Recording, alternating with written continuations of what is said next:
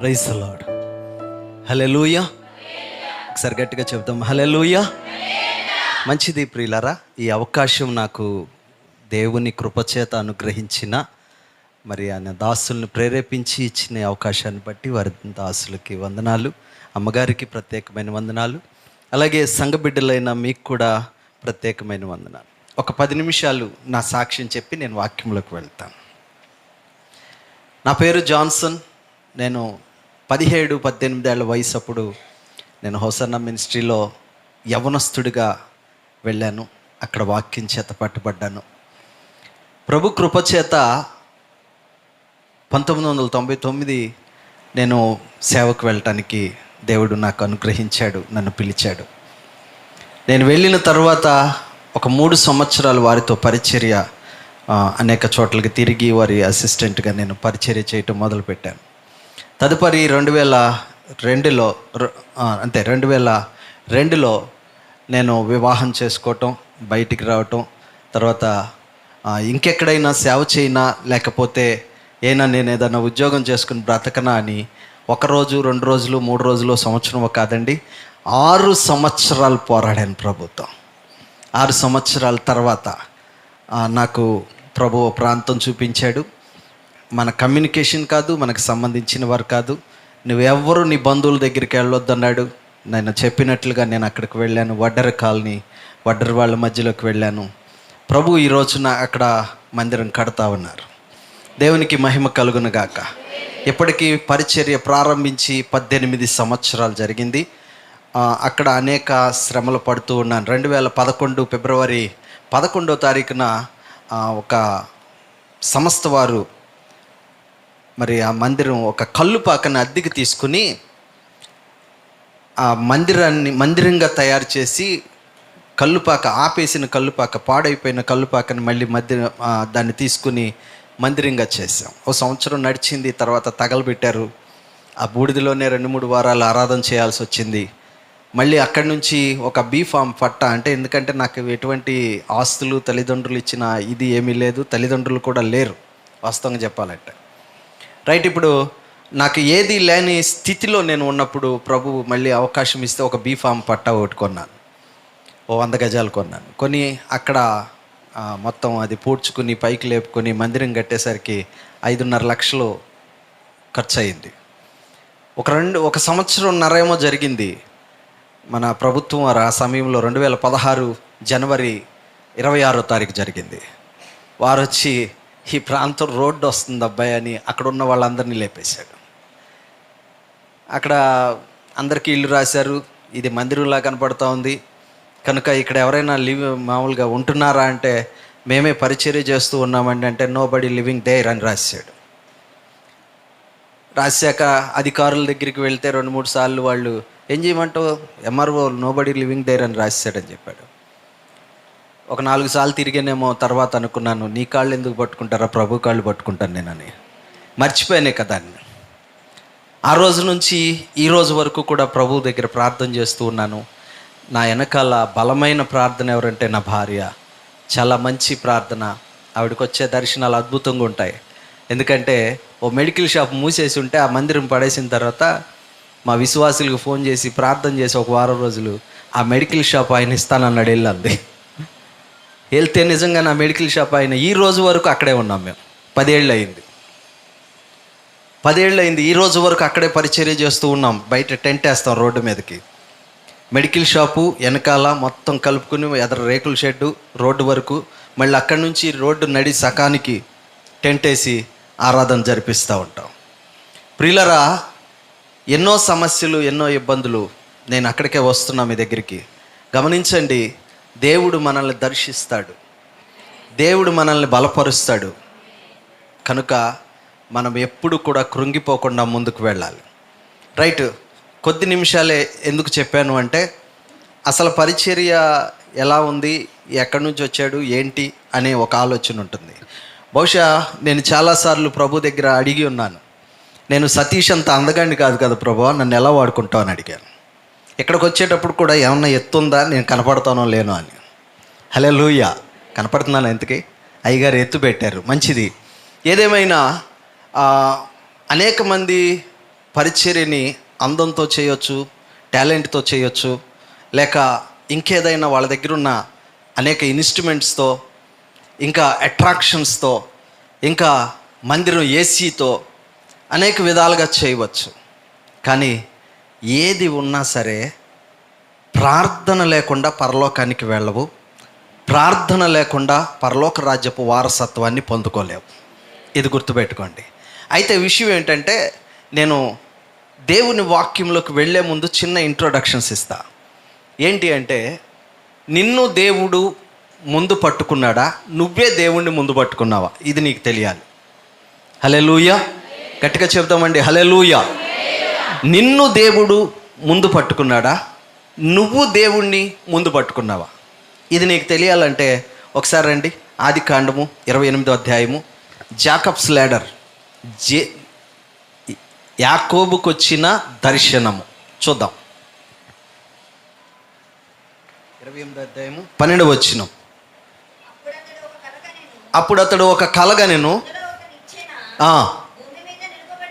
భూమి మీద నిలబడి ఉండెను, దాని కొన ఆకాశమునంటెను, దాని మీద దేవుని దూతలు ఎక్కుచూ దిగుచూ ఉండిరి. చాలమ్మ, దేవుని దూతలు ఎక్కుచూ దిగుచూ ఉండిరి. ఆ కింద మాట కూడా ఒకసారి చదువుతాను. మరియు యెహోవా దానికి పైగా నిలిచి, నేను నీ తండ్రి అయిన అబ్రహాము దేవుడును, ఇస్సాకు దేవుడినైన యెహోవాను, నీవు పండుకొనిన ఈ భూమిని నీకును నీ సంతానమునకును ఇచ్చేదను. చాలమ్మ, ఒక మాట ఇక్కడ ప్రశ్నగా మారింది. ఏంటి అంటే, యాకోబు ఎప్పుడైనా ప్రార్థన చేశాడా? తండ్రి దగ్గర నుంచి మోసం చేసి తల్లి తనకు సపోర్ట్ చేసి పంపిస్తున్న దారి, అది లూజు దారి. వారున్న స్థలము నుంచి లూజు ప్రాంతానికి వెళ్ళటానికి, లేక వాళ్ళ మేనమామ దగ్గరికి వెళ్ళటానికి దగ్గర 400 నుంచి 500 కిలోమీటర్లు ప్రయాణం. ఎంతో తెలుసా? 20 నుంచి 40 రోజుల ప్రయాణం ఓపికగా పరిగెడితే. అంత ప్రయాణంలో వెళుతూ ఉన్నప్పుడు ఎప్పుడైనా నా తండ్రి అయిన దేవా, అబ్రహాము దేవా, ఇస్సాకు దేవా అని పిలిచాడా? ఎక్కడ మనకు కనపడలేదు. అతను ప్రార్థన చేసుకున్నట్లు కనపడలేదు. అనేక చోట్ల పడుకుని ఉంటాడు. బాగా గమనించండి, అనేక చోట్ల అతను నిద్రించి ఉంటాడు. కానీ లూజు పట్టణానికి వచ్చేసరికి, లూజు ప్రాంతానికి వచ్చేసరికి అతడు అక్కడ ఒక రాతిని తీసుకున్నాడు. అనేక చోట్ల పడుకున్నప్పుడు అనేక రాళ్ళు తల మీద పెట్టుకుని ఉండవచ్చు, తల కింద. కానీ లూజు స్థలము దగ్గరికి వచ్చేసరికి అతడట ఒక రాయి తీసుకుని తల క్రింద పెట్టుకుని పడుకోగా అతడికి ఒక దర్శనము కలిగెను. హల్లెలూయా. ఇప్పుడు యాకోబుని దేవుడు దర్శించాడా, యాకోబే దేవుణ్ణి దర్శించాడా? అమ్మా, హల్లెలూయా. యాకోబుని దేవుడు దర్శించలా, క్షమించండి, యాకోబు దేవుణ్ణి దర్శించలా. దేవుడే యాకోబును జ్ఞాపకం చేసుకున్నాడు. ఇది గుర్తుపెట్టుకోవాలి. యాకోబును జ్ఞాపకం చేసుకున్నాడు కాబట్టి ఆ స్థలముకు వచ్చేసరికి అతడట రాయి తల క్రింద పెట్టుకున్నప్పుడు ఒక నిచ్చెన కనపడింది. నేనంటాను, నాకైతే ఇక్కడ చాలా నిచ్చెనలు కనపడుతూ ఉన్నాయి. మీ అందరి తలల దగ్గర దేవుడు నిచ్చెనలు పెడుతూ ఉన్నాడు.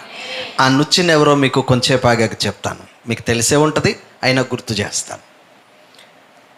ప్రతి ఒక్కళ్ళ దగ్గర నిచ్చెన ఉంటుంది. అది దేవదూతలు ఎక్కి దిగిపోతూ ఉండగా ఉన్నది. ఆకాశమందు పై ఎత్తున చివరి కొనన్న యెహోవా ఉన్నాడు అని చెప్పి మనకు కనపడతా ఉంది. ప్రియులరా, నేను ఒక మాట చెప్తాను. దేవుడు ఎందుకు యాకోబుని దర్శించాడు? ఎందుకు యాకోబుని దర్శించాడు? ఈరోజు ప్రశ్నగా మారిపోయింది. యాకోబు మోసగాడు కదండి. తండ్రిని మోసం చేస్తాడు, ఏమండి, అన్నను మోసం చేస్తాడు, అందరినీ మోసం చేస్తాడు. కూర గురించి అన్నను మోసం చేశాడు, జ్యేష్ఠత్వం గురించి కూరనిచ్చి తీసుకున్నాడు. ఏమండి, అన్నలాగా చర్మం కప్పుకొని వెళ్ళి తండ్రికి, అయ్యా నేనే ఏశావు నేనే అన్నాడు, ఆశీర్వదించేశాడు. అందరినీ మోసం చేసుకుంటూ పోయేవాడిని దేవుడు ఎందుకు దర్శించాడు? నేను ఒక మాట చెప్పనా, మీకు ఒక చిన్న సామెత ఉంటుంది. దొంగకు తాళాలు అప్పచెప్తే చెప్పండి, దొంగకు తాళాలు చెప్తే వస్తువు ఉంటుందా పోతుందా? పోతుందా? ఏమండి, పెద్దవాళ్ళు పెట్టిన సామెత, ఎవరైనా ఏదైనా వస్తువుని జాగ్రత్తగా ఉంచాలంటే ఏం చేసేవాళ్ళు చెప్పండి? దొంగకే తాళం చెప్పండి, రే జాగ్రత్త, ఈ వస్తువు పోతే ఎవరు తీసినట్టు? నువ్వే తీసినట్టు, కనుక నీకే అప్పచెప్తున్నా అని అనేవాళ్ళట. విచిత్రం ఏమిటంటే,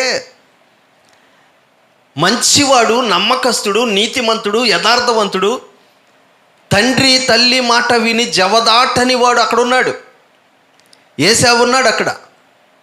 కానీ దేవుడు ఎవరిని దర్శించాడు? హల్లెలూయా. ఎందుకు ఏశావును దర్శించలేదంటే చాలా కారణాలు ఉన్నాయి. మీకు ఒక నిబద్ధత చెప్తా. ఏంటి అంటే, దొంగోడు నిర్ణయం తీసుకుంటే ఖచ్చితంగా పని చేసి తీరతాడట, తెలుసా? అదే మంచోడు నిర్ణయం తీసుకుంటే రేపు వెళ్దాంలే, ఎల్లుండి వెళ్దాంలే. ఏమండి, ఆప్షన్స్ ఉంటాయి అతనికి. నేను ఎప్పుడు వెళ్ళినా అక్కడే ఉంటుంది అది, నేను ఎప్పుడు వెళ్ళినా నేనే చేయాలి పని, నేను ఎప్పుడు మొదలు పెట్టాలనుకున్నా నేనే. ఎందుకంటే మంచివాడు కదా, ఆప్షన్స్ ఏమో మామూలుగా అతను కలిగించి అన్నీ కలిగించి ఉంటాయి. కానీ దొంగోడికి ఎటువంటి ఆప్షన్ ఉండదు, చేయాలి. అవునా కాదండి? దొంగోడికి ఆప్షన్స్ ఉంటాయా? ఆప్షన్స్ లేకపోయినా ఆప్షన్స్ చేసుకుంటాడు దొంగోడు. కానీ మంచోడు ఏంటంటే అన్ని చుట్టూ అనుకూలంగా ఉంటాయట. హల్లెలూయా. అన్ని చుట్టూ. మీకు ఒక చిన్న ఉదాహరణ చెప్తా. అప్పులు ఇచ్చేవాళ్ళు ఉంటారు, వారాల్లో చీట్లో లేదా ఏదో ఒకటి. వాళ్ళు ఇచ్చినప్పుడు మనం సరిగ్గా కట్టకపోతే వాళ్ళు చాలా తిడతారు. నీతి ఉండాలమ్మా, యథార్థత ఉండాలమ్మా. తీసుకున్నప్పుడు కట్టడం తెలీదా? మీ బాధలు వాళ్ళకి తెలియదు, మీ సమస్యలు వాళ్ళకి తెలియదు, ఎన్నో సమస్యల్లో ఉంటారు. నిజమే కదా? నీ స్థానంలో అతను ఉంటే ఆ బాధ ఏదో అతనికి తెలిసేది. అప్పిచ్చే అతను బాగా డబ్బు ఉంది కనుక అతను నీతి మాటలు మాట్లాడతాడు. అవునా కాదండి? అదే అతనికి డబ్బు లేనప్పుడు అతను తీసుకునే స్థితిలో ఉంటే ఎలా ఉంటుంది చెప్పండి? ఎలా ఉంటుంది? ఇక్కడ అదే ఆప్షన్ కనపడుతుంది. యాకోబు దగ్గర ఏ ఆప్షన్ లేదు, అతడు మోసగాడు. కనుక ఒక మాట నిర్ణయించుకున్నాడంటే, తండ్రిని మోసం చేయాలనుకున్నాడు, చేశాడు. అన్నని మోసం చేయాలనుకున్నాడు, చేశాడు. తల్లి మాట విన్నాడు, పరుగిక వెళుతూనే ఉన్నాడు. లూజు పట్టణానికి వచ్చేసరికి అక్కడ దర్శించాడు దేవుడు.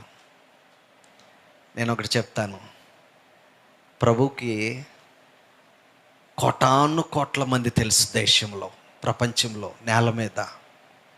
కానీ నేనేం ప్రార్థన చేసుకుంటాను తెలుసా? నాకు నువ్వు ఒక్కడవే తెలుసయ్యా.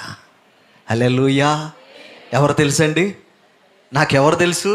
ఈరోజు నువ్వు అనుకో, నీకెవరు తెలుసో తెలుసా? ఒక్కడే యేసయ్య తెలుసు. నీకు కూడా అందరూ తెలుసు అన్నావంటే మాత్రం ఆయన మళ్ళీ నీ దగ్గరికి రాడు. గుర్తుపెట్టుకోండి.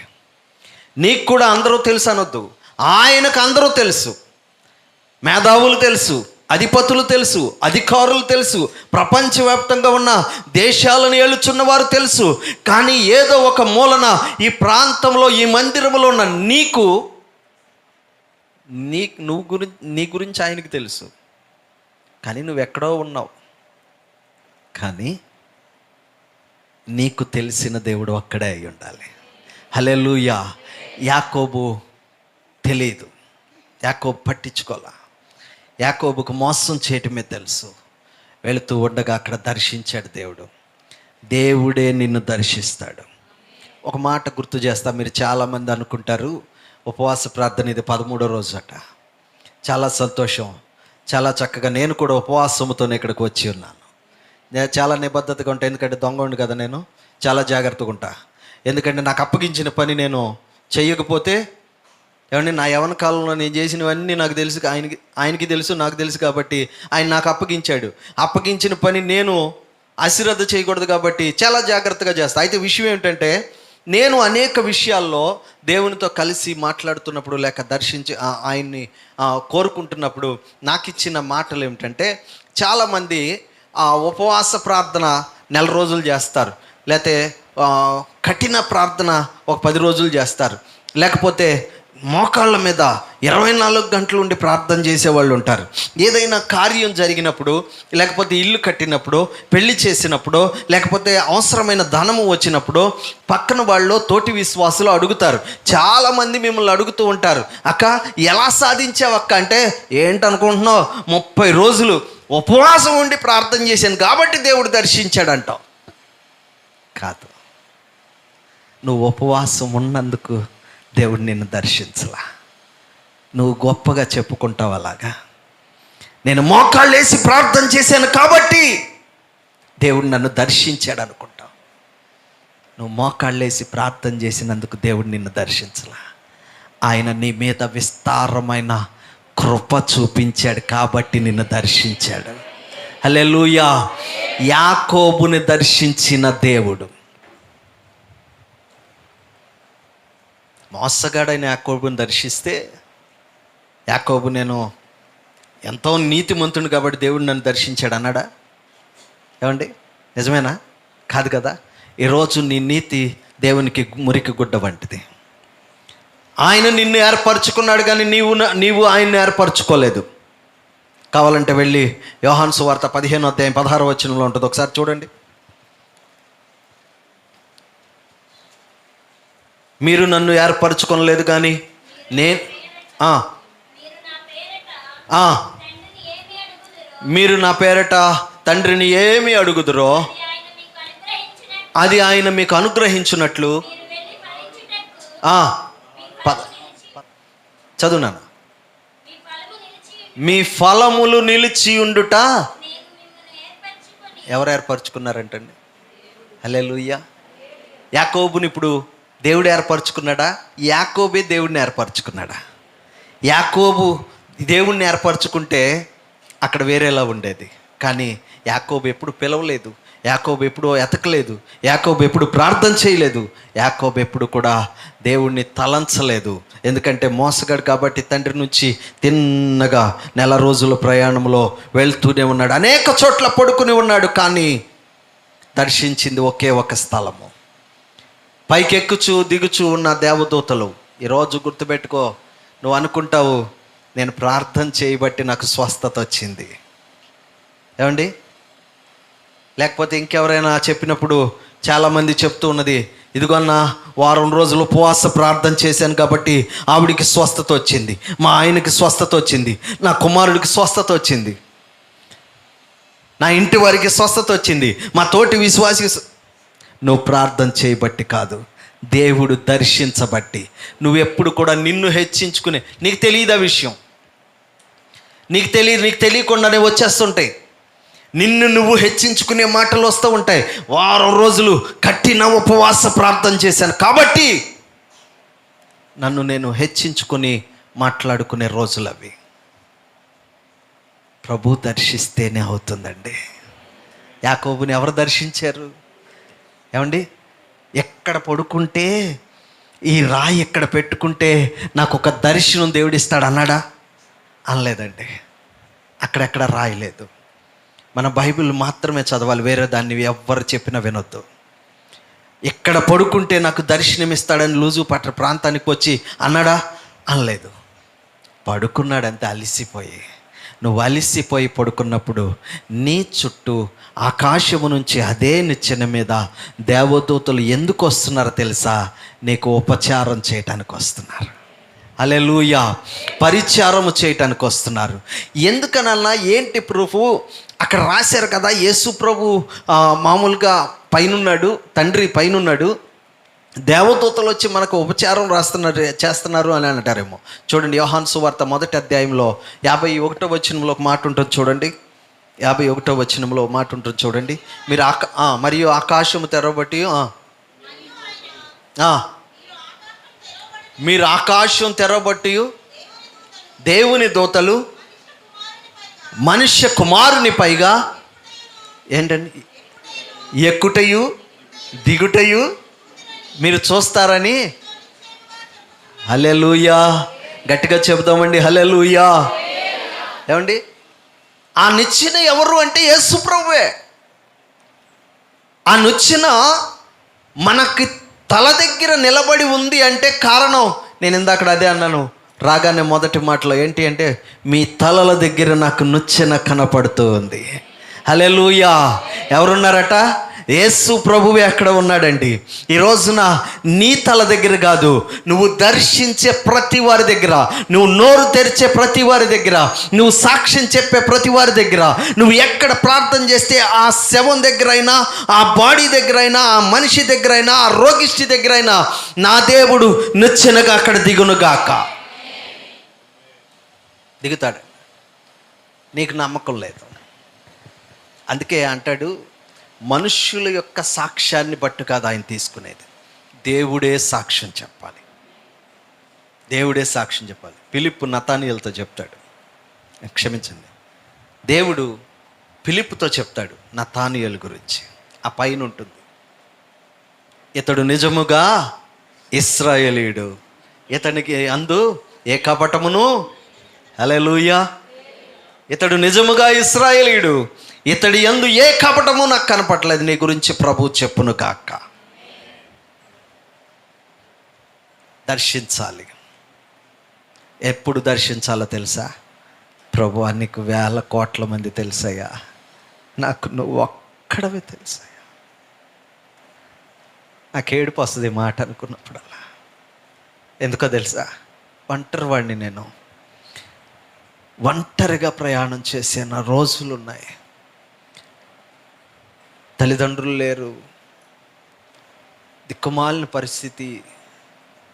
ఓ సందర్భంలో పసిబిడ్డ, నా చిన్న కుమార్తె, నాకు బాబు పాప, నా కుమార్తె పుట్టిన 6 నెలలకి చేతిలో పాల ప్యాకెట్కి కూడా డబ్బులు లేని పరిస్థితి. ఒంటరిగా రాళ్ల మీద మోకాళ్ళు వేసి ప్రార్థన చేశాను, నాకెవరో తెలియదు. ఏడ్చాను, ఇంకెవరైనా తోడుంటారేమో నేను ఏడ్చాను. నువ్వు ఒక్కటే కోరు, నాకు నువ్వు ఒక్కడవే తెలుసయ్యా. నా దేవుడు అంటూ ఉంటే నువ్వు ఒక్కడవే తప్ప నాకెవ్వరూ తెలియదయ్యా. కాళ్ళు పట్టుకో. ఎందుకో తెలుసా? యాకోబుని దర్శించిన దేవుడు.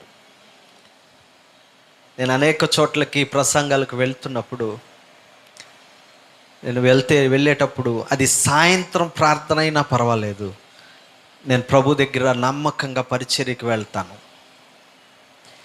ఎక్కడ ఏమి ఇస్తారు, ఏం చేస్తారు, ఎంత ఇస్తారు అనేది కళ్ళు మూసుకుని ప్రార్థన చేసుకున్న భార్య పంపిస్తుంది, నేను వెళ్ళి వచ్చేస్తానంతే.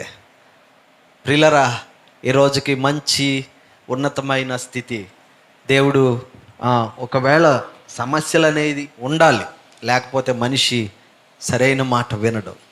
హల్లెలూయా. యాకోబు సమస్యల్లో వెళ్తున్నాడు, యోసేపు హ్యాపీగా ఇంట్లోనే ఉంటాడు.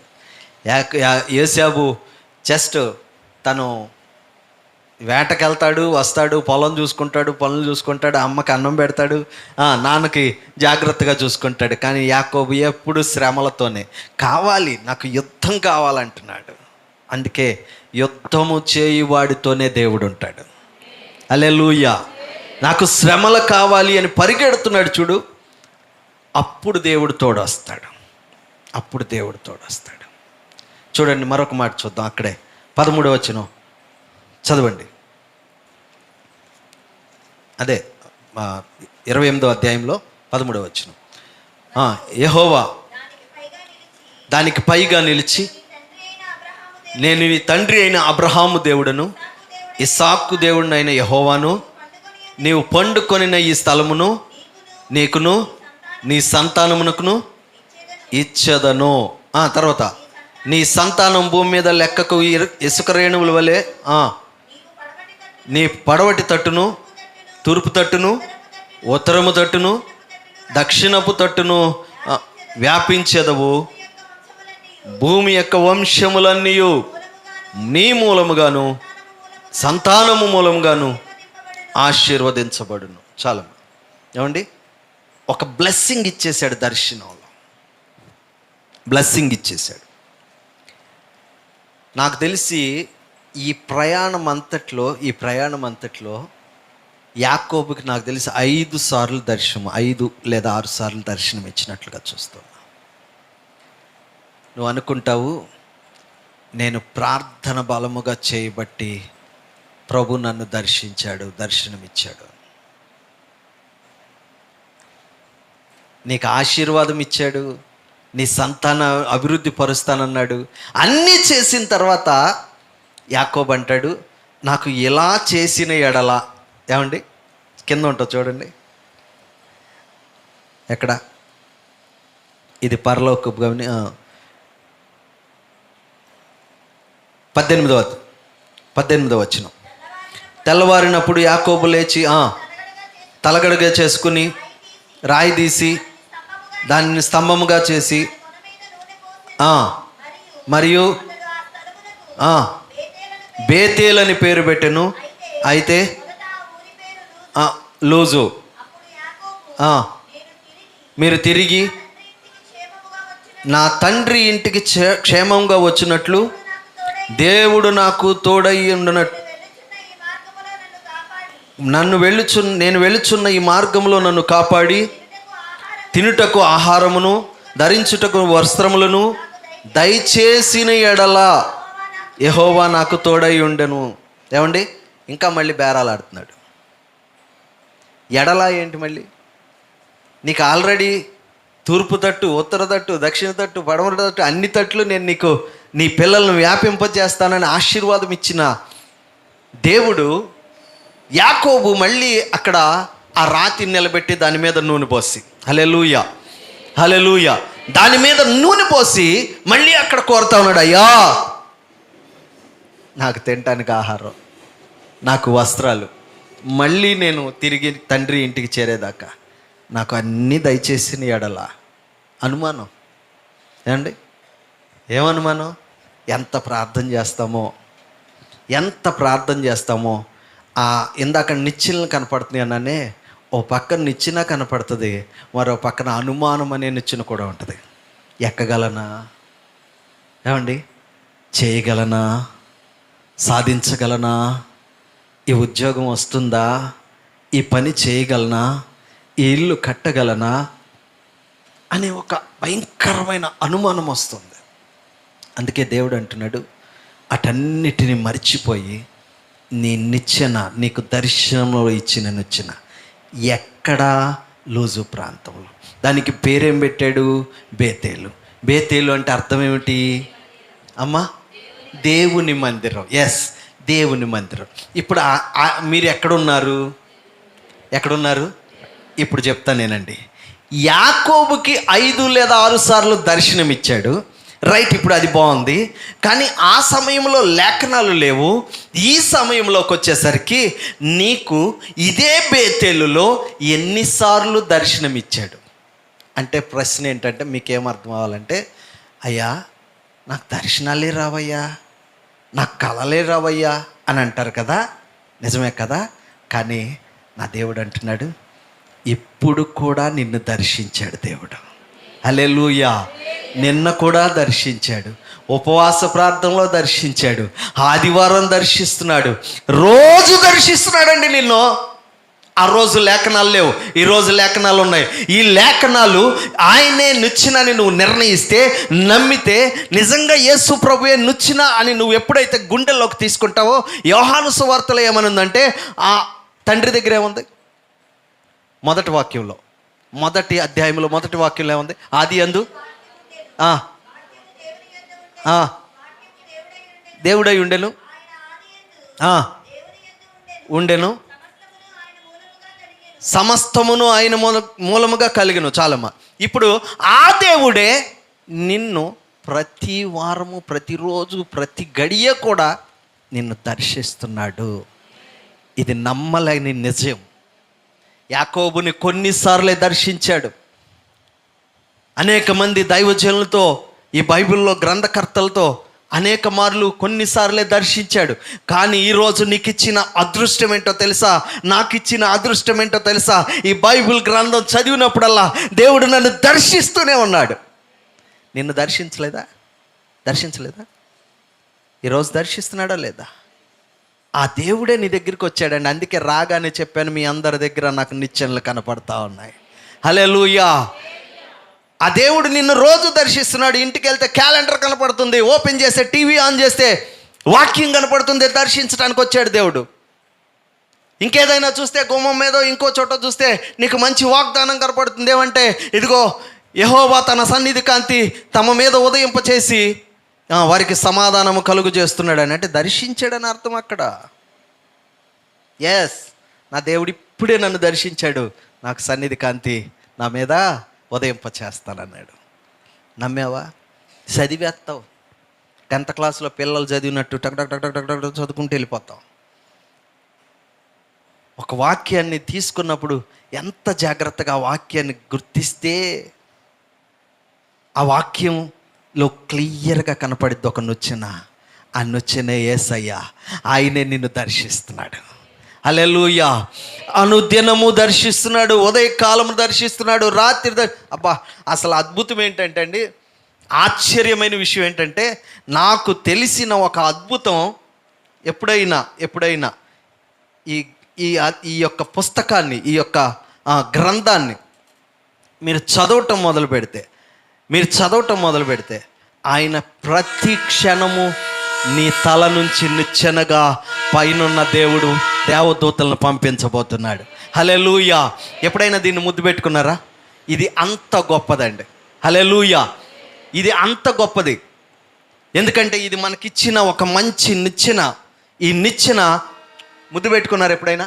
ఏమండి, పెట్టుకోండి, ఒకసారి పెట్టుకోండి, ముద్దు పెట్టుకోండి. ఇది ఎంత గొప్పదంటే, దేవుడు ప్రతిసారి కూడా, నేను చదువుతున్న ప్రతిసారి కూడా, నేను ఎక్కడ జ్ఞాపకం చేసుకున్నా ఆ వాక్యం నా హృదయంలోకి వచ్చిందంటే, నా యేసయ్య నా ముందు ఒక నిచ్చెనగా కనపడుతున్నాడు. తండ్రి ఆకాశమునందున్నాడు. ఆ దేవదూతలు నాకు ఉపచారంగా వస్తూ ఉన్నాయి. హల్లెలూయా. అలసిపోయినప్పుడే కాదు, అవసరతప్పుడు కూడా, బాధపడినప్పుడే కాదు, సంతోషంగా ఉన్నప్పుడు కూడా, బలహీనంగా ఉన్నప్పుడే కాదు, బలముగా ఉన్నప్పుడు కూడా, అన్ని వేళలా ఆయన నిరంతరము దేవదూతలను మనకు పంపిస్తూనే ఉన్నాడు. హల్లెలూయా. హల్లెలూయా. చూడండి, ఇప్పుడు ఒకసారి కీర్తనల గ్రంథం 46వ అధ్యాయం 10వ వచనం ఒకసారి తీయండి.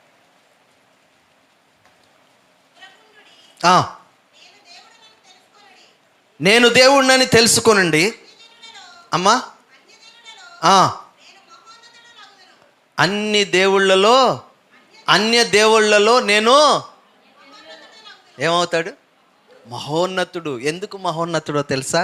ఆయన ఆ నిచ్చెనకు పై ఎత్తున. ఎందుకంటే మహోన్నతుడు అనే మాటకి చిన్న ఉదాహరణ చెప్తా. ఏంటి అంటే, మీరు అనుకుంటారు దేవుడు ఇక్కడ దిగాడు, దేవుడు ఇక్కడ ఉన్నాడు.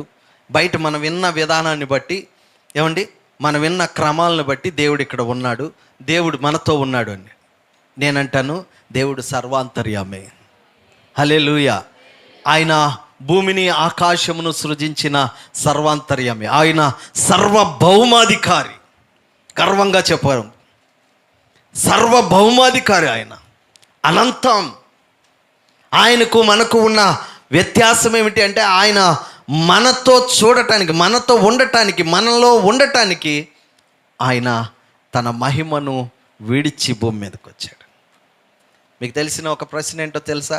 ఒక వాక్యం, దేవుడు లోకమును ఎంతగానో ప్రేమించెను. నిజమేనా అమ్మా? ఎంతగా ప్రేమించాడు చెప్పండి అమ్మా, చెప్పాలి. ఎంతగా ప్రేమించాడు? ఆ వాక్యంలోనే ఉంది, మీరు సరిగ్గా చదవట్లేదు అయితే.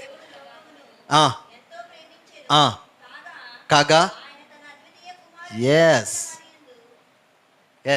తన స్వయంగా తన అద్వితీయ కుమారుణ్ణి నువ్వు ఇస్తావా ఎవరికన్నా కుటుంబం కోసం? ఎల్లరికానికి కూడా పంపవు నువ్వు. నిజమైన కాదా? హల్లెలూయా. కొడుకుంటే ఎల్లరికానికి పంపుతావా అంటే పంపవు కదా. కానీ యేసయ్య తండ్రి ఆ వాక్యంలో ఉంది, అది గుర్తించట్లా చాలామంది. ఎంతగా ప్రేమించాడంటే నిన్ను, నన్ను, ఈ లోకంలో ఉన్న వారిని తన అద్వితీయ కుమారుణ్ణి భూమి మీదకు పంపించి బలి అర్పణగా గొర్రె పిల్లగా చేశాడు. ఆయన రక్తములో విడుదల తప్ప వేరొకటి లేదు అనేటట్లుగా ప్రపంచానికి తెలిసేటట్లుగా చేశాడు. అంతగా ప్రేమించాడు కాబట్టే నాకు మొదట వచ్చినప్పుడు కనపడింది, నచ్చిన ప్రతి వారి దగ్గర ఉంది.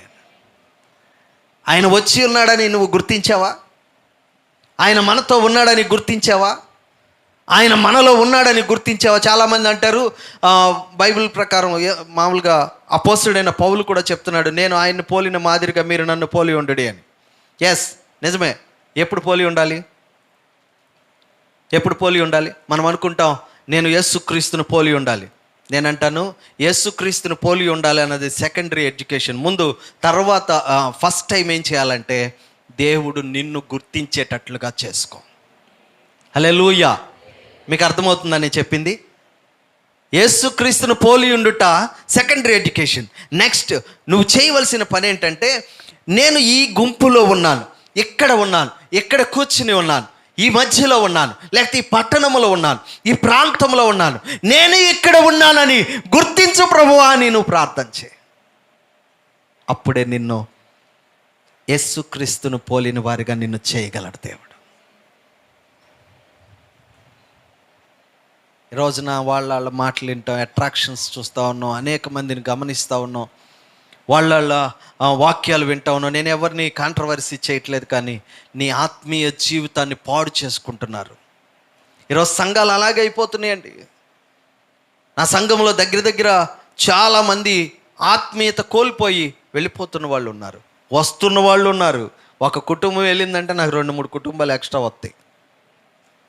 నేను అనుకుంటాను చాలా సింపుల్గా వాళ్ళు ఎవరిని చూడను, పొట్టు తెలీదా? పొట్టేమవుద్ది? హల్లెలూయా, దేవునికి మహిమ కలుగును గాక. పొట్టు వెళ్ళిపోతూ ఉంటుందండి, వస్తూ ఉంటుందండి. నేను అదే అనుకుంటా, నా 18 ఏళ్ల సర్వీస్లో దేవుని కోసం నేను పడిన ప్రయాస అంత వ్యర్థమే. ఎందుకో తెలుసా? ఆయన నా కోసం ఎంతో ప్రయాసపడ్డాడు, అందుకు వ్యర్థం. దేవునికి మహిమ కలుగును గాక. ఎంతో ప్రయాసపడ్డాడు. ఆయన పడిన ప్రయాసలో నా 0.0.0.0.0 ఎన్ని జీరోలు పెట్టినా 1% కూడా ఉండదు. కనుక ఈరోజు నిన్ను నువ్వు గొప్ప చేసుకోవద్దు విశ్వాసిగా. ఈరోజు సంఘంలో నువ్వు ఉన్నావు, దేవుడు నిన్ను దర్శించాడు, నిన్ను బలపరిచాడు, నీతో మాట్లాడుతున్నాడు. నీవు ఒక నిద్రగానో లేకపోతే మెలకుగానో, సంఘములోనో ఇంటిలోనో ఎక్కడ ఉన్నా నీతో ఒక దర్శనము కలిగిన నిచ్చెన నీ దగ్గర ఉంటుంది. ఆ నిచ్చెన ఎవరు అంటే యేసు ప్రభు. గుర్తించావా? గుర్తించకపోతే ఈరోజు మళ్ళీ ఒకసారి గుర్తు చేసుకో. ఎందుకో తెలుసా? ఆయన నిన్ను ఏర్పరచుకున్నాడు, నువ్వు ఆయన్ని ఏర్పరచుకోవాలా. మీ ఆత్మీయ జీవితంలో నిన్ను ఆయన ఏర్పరచుకున్నాడు, నువ్వు ఆయన్ని ఏర్పరచుకోవాలా. నిన్ను ఆయన ఏర్పరచుకున్నాడు. ఎందుకో తెలుసా? నువ్వు ఆయన్ని ఏర్పరచుకుంటే బహుశా నువ్వు ఎక్కడ పెట్టు అంటే అక్కడే ఉండేవాడేమో, కానీ ఆయన నిన్ను ఏర్పరచుకున్నాడు కాబట్టి దేవుడు నీ ఫలములు అధికమవునట్లుగా తన తండ్రి దగ్గర నిరంతరము మొరపెడుతూ ఉన్నాడు.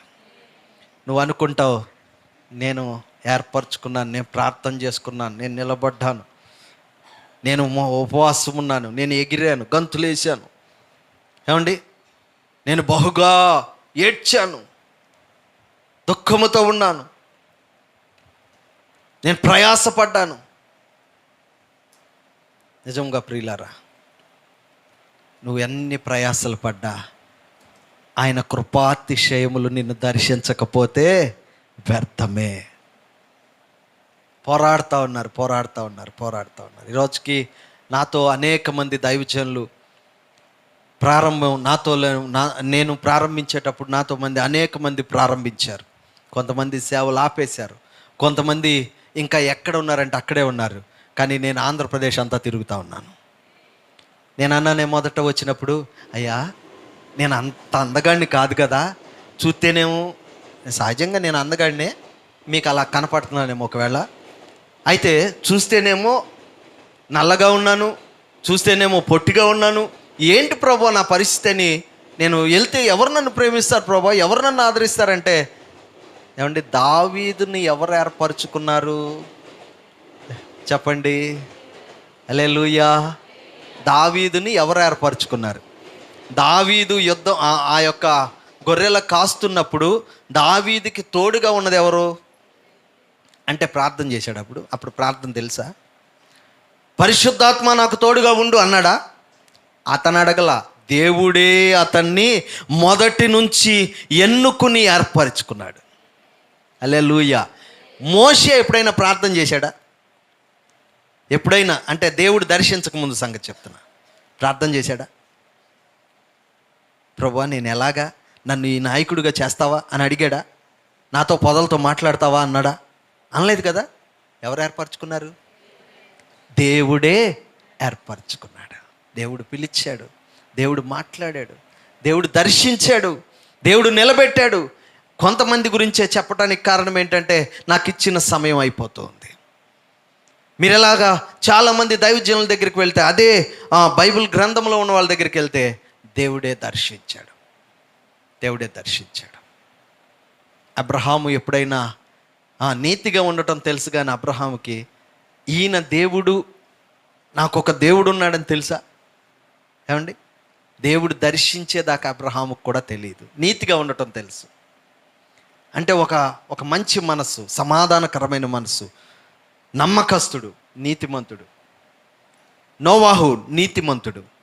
ఏమని రాయబడి ఉంది నోవాహు దగ్గర? ఆ తరములో అతనంతటి వారు ఎవరునూ లేరు. కనుక దేవుడు ఏం చేశాడు? నీతిమంతుడి దగ్గరికి వెళ్ళాడు. ఈరోజు నీ అంతటా నువ్వు అనుకోకుండా ప్రభువుకి కనిపించేటట్లుగా నువ్వు ఉండు. హల్లెలూయా. ప్రభు గుర్తించేటట్లుగా నువ్వు ఉండు. ఆ చెట్టు కింద ఉన్నప్పుడు నతానియేలు, నేను నిన్ను చూశాను, నేను నిన్ను గుర్తించాను, ఇతడు నిజముగా ఇశ్రాయేలీయుడు, ఇతడిలో ఏ కపటము లేదు, కపటము లేని మనిషి లేడు అసలు. కానీ యేసు ప్రభు సాక్ష్యం చెప్తున్నాడు. ఆ రోజుల్లోనే యేసు ప్రభు మీద కుతంత్రాలు అనేకమైనవి చేశారు. కపటం లేకుండా ఉన్నారా? అక్కడెక్కడైనా పాపం లేకుండా ఉన్నారా? వ్యభిచారం లేకుండా ఉన్నారా? ఆ ప్రాంతంలో యేసు ప్రభు తిరుగుతుంటే ఆ వీధిలోకి వెళ్ళినప్పుడు పాపస్తులు, పాపికి సంబంధించిన వాళ్ళు ఎవరు లేరా? అందరూ ఉన్నారు. అదే గుంపులో యేసు ప్రభు బల్ల మీద కూడా ఒకడున్నాడు, దొంగ. యేసు ప్రభుని పట్టించేవాడు ఒకడున్నాడు. ఓ చోట ప్రభు అంటున్నాడు, మీరు కూర్చున్న ఈ స్థలం నుంచి మీరు కూడా నన్ను విడిచి వెళ్ళాలనుకుంటున్నారంటే సీమోను పేతురు అంటున్నాడు, నిత్య జీవము కలిగిన నిన్ను విడిచి మేము ఎక్కడికి పోగలము నాయన. హల్లెలూయా. ఈరోజు గుర్తుపెట్టుకో, యాకోబు నిత్య జీవాన్ని ఎత్తుక్కుంటూ వెళ్ళాలా. తన మామ దగ్గరికి వెళ్తున్నాడు. ఎందుకు వెళ్తున్నాడు తెలుసా? ఎందుకు వెళ్తున్నాడు? కనాను అమ్మాయిలు ఎవరిని పెళ్లి చేసుకోకూడదని తండ్రి చెప్పాడు కాబట్టి అక్కడి నుంచి పరుగులు తీసుకుంటూ ఎక్కడికి వెళ్తున్నాడు? లాభాన్ దగ్గరికి వెళ్ళిపోతాం. ఎవరి దగ్గరికి వెళ్తున్నాడు? రేచల్ కోసం వెళ్తున్నాడు. రేచల్ పోనీ అక్కడికి వెళ్ళాక రేచల్ దొరుకుతుందా? ఏమండి, రాహేల్ దొరికిందా? దొరకలా. 7:14 తర్వాత ఓ 3 ఏళ్ళకో 4 ఏళ్ళకో బయలుదేరాడు. ప్రియులారా, మనం గమనిస్తే చాలా చాలా ఆశ్చర్యమైన విషయాలు మనకు తెలుస్తాయి. మనం ముందుకు వెళ్తూ ఉండే కొద్దీ నన్ను దేవుడు ఈరోజు దర్శించాడు. ఏ రోజు దర్శించాడు? నువ్వు మాత్రం ఆ డేటు డైరీలో రాసుకుంటావు. నాకు ఈరోజు ఒక కళ వచ్చిందండి, ఈ కళలో దేవుడు నన్ను దర్శించాడు, ఇప్పుడు కూడా దర్శించాడమ్మా వాక్యం ద్వారా. అది గుర్తించట్లా నువ్వు. నీ ఆత్మీయతలో దాన్ని గుర్తించుకోలేకపోతున్నావు. ఇప్పుడు కూడా దర్శించాడు, నిన్న కూడా దర్శించాడు, రాత్రి దర్శించాడు, ఈరోజు రాత్రి కూడా దర్శిస్తున్నాడు. అనేక మార్లు, రోజుకి 2-3 సార్లు అనేక మార్లు నువ్వు బైబిల్ తీసి వాక్యం చదివితే, ఏళ్ళు పెట్టి కాదు, పొలాలు పెట్టి కాదు, బైబిల్ తీసి వాక్యం చదివితే నిన్ను దర్శిస్తున్నాడు దేవుడు. చాలామంది హడావుళ్ళు హఠాసంగా వెళ్ళిపోతూ ఈరోజు వాక్యం ఏంటి, ఇక్కడే ఉంది అయ్యగారి క్యాలెండర్, ఈరోజు వాక్యం ఏంటి అని చదివి వెళ్ళిపోతూ ఉంటారు. రైట్, నిజమే, మంచి ఆలోచనే. అక్కడ కూడా నిన్ను దర్శించాడు. హల్లెలూయా. దర్శిస్తూనే ఉన్నాడు. ఆ రోజు యాకోబు లేఖనాలు చదివినట్లు లేదమ్మా. ఆ రోజు లేఖనాలు చదివినట్లు లేదు. యాకోబు పరిగెట్టేటప్పుడు బైబిల్ పట్టుకుని పరిగెట్టాడని లేదు. ఏమండి, ఎటువంటి వాక్యాలు లేవు, ఎటువంటి స్థితి లేదు. ఎవరు దర్శించారు? ఈరోజు నీ దగ్గరికే వచ్చి నీతోనే ఉన్న యేసయ్యని నువ్వు మాత్రం దర్శించలేకపోతున్నావు, గుర్తించలేకపోతున్నావు. నీ దగ్గరుండి నిన్ను బలపరిచి, నిన్ను నడిపించి, నిరంతరం నీకు ఉపచారం చేస్తున్న అదే నిచ్చెన మీద నుంచి దిగుతున్న దూతలు, ఏమండి, దూతలు నీకెంతో ఉపచారం చేస్తుంది, గుర్తించలేకపోతున్నావు. ఈరోజు నీ సంఘంలో ఉపవాస ప్రార్థనలు జరుగుతున్నాయి. నువ్వు అనుకుంటావు, నాకు తెలిసి ఇక్కడ కూర్చున్న వాళ్ళు చాలామంది మా అమ్మాయి పెళ్లి కోసం కావాలి, మా అబ్బాయి పెళ్లి కోసం కావాలి, మా ఇల్లు కట్టబడాలి, అప్పులు తీరబడాలి. ఏమండి, అప్పులు చేయాలనా? చెప్పండి.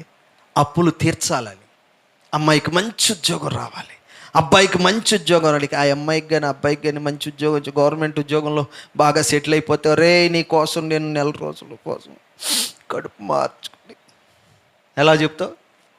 కడుపు మార్చుకుని నేను ఉపవాసం ఉన్నాను. కాదమ్మా, దేవుడు దర్శిస్తే జరిగింది. ఎలా వచ్చాడో తెలుసా?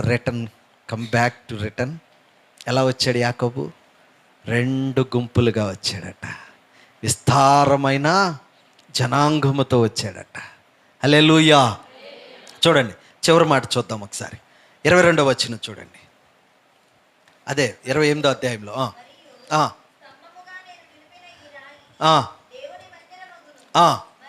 మరియు నీవు నాకు ఇచ్చు యావత్తులో ఎంత?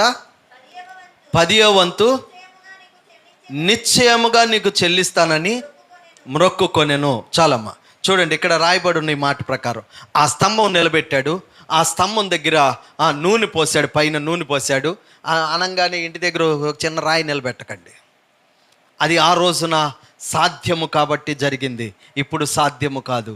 దేని మీద నూనె పోయొద్దు, ఈ బైబిల్ మీద అసలు పోయి మాకు ఇంటికి వెళ్ళి బైబిల్ మీద కానీ పోసావు, మాకు ఇచ్చిన రాయి ఇది అని. దేవునికి మహిమ కలుగును గాక. కనుక నీవు ఆ తైలము ఆకాశము నుంచి పోయబడుతున్న పరిమళ తైలము నా యేసయ్య. ఆయన నిరంతరం నీతో ఉంటాడు. యాకోబు అన్నాడు, ఇదిగో నేను వెళ్తున్నాను, మళ్ళీ తిరిగి నేను తండ్రి ఇంటికి వెళ్ళేటప్పుడు ఇదే బేతేలు పట్టణాన్ని దర్శిస్తాను, ప్రాంతాన్ని దర్శిస్తాను. ఇక్కడ నేను ఏదైతే సంపాదిస్తానో దానిలో దశమ భాగము చేయటానికి. నేను ఇక్కడ దశమ భాగం చెప్పడానికి రాలేదండి, జస్ట్ వాక్యం అందించడానికే వచ్చా. ఆ దశమ భాగం తీసుకొచ్చి ఇక్కడ బేతేలు అను బలిపీఠము కట్టబడును గాక. హల్లెలూయా, హల్లెలూయా. ఏమండి, రిటర్న్ వెళ్ళాడు, కట్టాడు. 35వ అధ్యాయము 6వ వచనంలో ఉంటుంది చూడండి ఒకసారి. ఆదికాండం 35వ అధ్యాయం. అతడితో ఉన్న జనులందరూ కనానులో లూజుకు అనగా బేతేలునకు వచ్చిరి.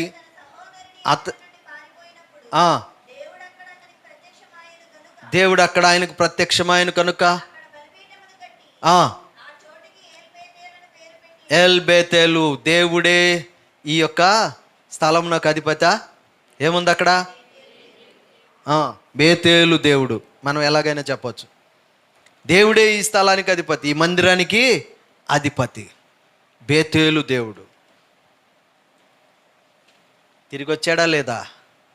ఈరోజు నీకు ఉద్యోగం వస్తే, నీ కూతురుకు ఉద్యోగం వస్తే హైదరాబాద్లో ఉంది, కుమారుడికి ఉద్యోగం వస్తే హైదరాబాద్లో ఉంది, లేకపోతే అమెరికాలో ఉంది. తిరిగి ఎప్పుడు వస్తాడో రాడో తెలియదు.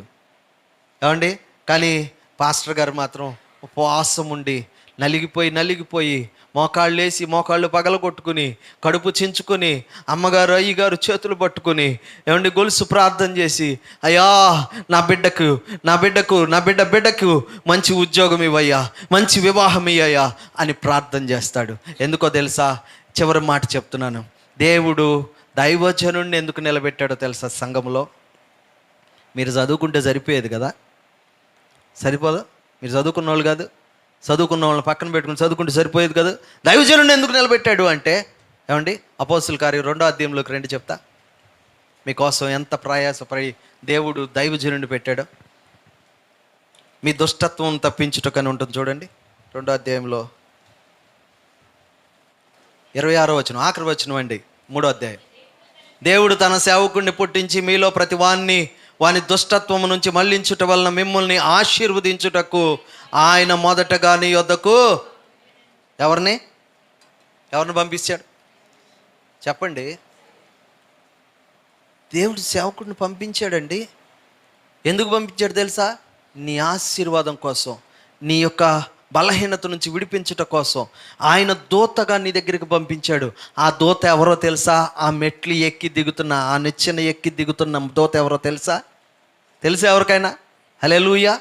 ఎవరు చెప్పండి, ఎవరండి చెప్పండి? ఆ దూత దైవజనుడేనండి. హల్లెలూయా. ఆ దూత దైవజనురాలండి. ఆ దూతలు ఎక్కి దిగుతున్న వాళ్ళు ఎవరు అంటే, ప్రతి దానికి నువ్వు ఫోన్ చేస్తావు. నువ్వు ఫోన్ చేసి, అయ్యా మా అమ్మాయికి ఇలా ఉంది, అబ్బాయికి ఇలా ఉంది, అల్లుడికి ఇలా ఉంది, మామకి ఇలా ఉంది, అది ఎక్కడ లేని మామూలుగా దాన్ని ఏమంటారు, బీరకాయ పీచు. మా అమ్మ వాళ్ళ అన్నయ్య వాళ్ళ అక్క వాళ్ళ తమ్ముడు బామ్మరిదికి, ఏలు విడిచిన బామ్మరిది తమ్ముడు కూతురికి కడుపులో నొప్పుకుంది, ప్రార్థన చేయ అంటావు. నీకు ఏమండి ఏమన్నా సంబంధం ఉందండి? ఎక్కడో వాళ్ళు ఎక్కడ ఉంటారంటే అమెరికాలో ఉంటారయ్యా. ఎక్కడున్న సమస్యలతోనే అయ్యగారు సతమతం అయిపోతా ఉంటే, నువ్వు అమెరికాలో ఉన్న వాళ్ళ గురించి, వాళ్ళు ఎక్కడ బంధువాళ్ళు మళ్ళీ చెప్పండి? మా అమ్మ వాళ్ళ అక్క వాళ్ళ అన్నయ్య వాళ్ళ నాన్న తమ్ముడు అక్క చెల్లెలు బామ్మరిదికి ఏలు విడిచిన చెల్లెలు కూతురయ్యా అంట. ఇప్పుడు ఎక్కడుంది ఆవిడ? అమెరికాలో ఉంది. ఇక్కడున్న సమస్యలకి అల్లాడిపోతుంటే దైవజనుడు, నీకు లేనిపోయి నీకు గుర్తు వస్తాయి ఏమండి. మరి వాళ్ళకి ఫోన్ చేసి, అమ్మ నీ గురించి ప్రార్థన చేశాడు, సంఘానికి ఇది చిన్న పని చేస్తున్నాము, ఓ దశంభాగం పంపించి అన్నావు ఎప్పుడైనా? అన్నావా? అనలేదు కదా. అది మాత్రం గుర్తుండే, మర్చిపోయాను అయ్యగారు, సారీ, నా పని అది కాదు, జస్ట్ సరదాగా చెప్పాను, చిన్న మాటగా చెప్పాను అంతే. దైవజనుడు గొప్పవాడు. ఆ ఎక్కి దిగుతున్న ఆ దూతలే నీ సేవకురాలు, నీ సేవకుడు, నీ సంఘము. నీకు బలమైన అభిషేకమును, పరిశుద్ధాత్మను, ఆరోగ్యమును, స్వస్థతను, బలహీనత నుంచి విడిపింపును, కన్నీటి ప్రార్థనలో అనేక మార్లు ఏడ్చి ఏడ్చి ప్రభు దగ్గర మొరపెట్టి పాదాలు పట్టుకుని, అయ్యా నా సంఘము, నీవు నాకు ఇచ్చిన సంఘము, నీవు నన్ను నిలబెట్టిన సంఘము, ఈ బేతేలులో నువ్వు ప్రతి వారిని దర్శించు అని ఏడుస్తున్నాడు. చూడు, ఆయనే యేసు ప్రభు మీదుగా ఎక్కి వెళ్తున్నాడు, దిగుతున్నాడు, తండ్రికి మొరపెట్టుకుని వస్తున్నాడు. మర్చిపోవద్దు చెల్లి, సహోదరి, సహోదరులరా, దేవుడు నువ్వు ఎన్ని ప్రయత్నాలు చేసినా దేవుడు నిన్ను దర్శించడు. నువ్వు అడిగితే దర్శించడు, ప్రభువు నిన్ను దర్శిస్తాడు. ఎప్పుడు నువ్వు ఒక్కడవే చెప్పు నువ్వు ఒక్కడవే నాకు తెలుసయ్యా అని అడుగుతావా? నువ్వు ఒక్కడవే నాకు తెలుసయ్యా అని చాలు. నాకు ఎంతోమంది, ఈ ప్రపంచంలో చాలామంది తెలుసు, కానీ నాకు తెలిసిన దేవుడు మాత్రం నువ్వు ఒక్కడవే. నీకు అనేక మంది తెలుసు, కోటాను మంది, కానీ నన్ను గుర్తించని అడుగు. దేవుడు అద్భుతం చేస్తాడు. నీ కుటుంబాన్ని, నిన్ను ఈ వాక్యం ద్వారా దేవుడు దీవించును కాక.